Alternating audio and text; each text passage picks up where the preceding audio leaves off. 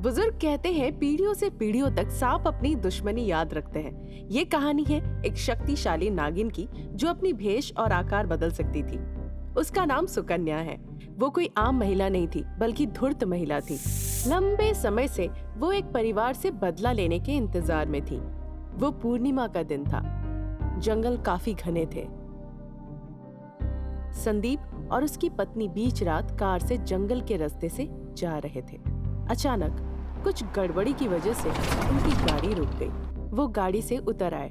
ये देखकर सुकन्या सोची, संदीप, मैंने तुम्हारे लिए बहुत सालों से इंतजार किया है। तुम कहाँ थे इतने दिनों से? फिर वो सांप में बदल गई और उसे डस ली। उसी वक्त संदीप जोरों से चिल्लाया और गिर गया। जब उसकी पत्नी सुमित्रा डर गई, सुकन्या फिर एक महिला बन गई और उसके पास आई। क्या हुआ? किसी सांप ने इसे काट लिया क्या? क्या? सांप? अब मैं क्या करूं? मेरी सहायता करो। तुम चिंता मत करो, मुझे आयुर्वेदा पता है, सब ठीक हो जाएगा। ये कहकर वो कुछ पत्ते लाई और घाव पे लगा दिया। कुछ देर बाद उसे होश आया और स्वाभाविक हो गया। धन्यवाद मैडम, पर आप इतनी रात को यहाँ क्यों आए हैं?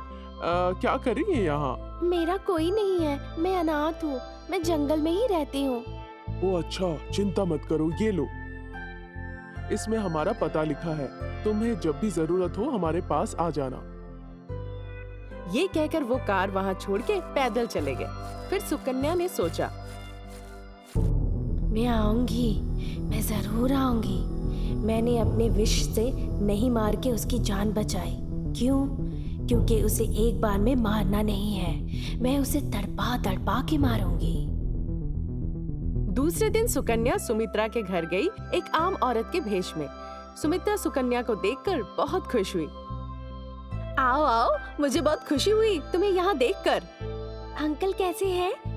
ठीक है, वो दूसरे कमरे में आराम कर रहे हैं। मैं जाके एक बार मिल के आती हूँ फिर। ये कहकर वो उनसे मिलने गए।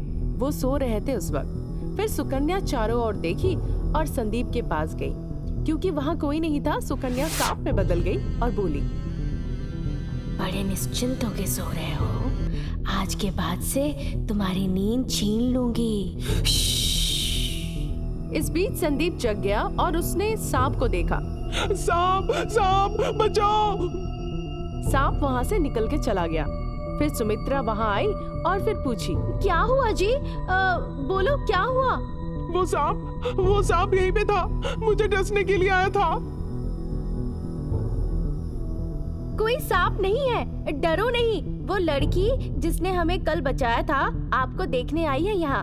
वो तुम्हारे कमरे में भी आई थी, पर गई कहाँ? इस बीच सुकन्या बाहर से आई। उसे देखकर सुमित्रा चौंक गई। क्यों सुमित्रा चौंक गई? क्यों सुकन्या संदीप को मारना चाहती है? जानेंगे अगले एपिसोड।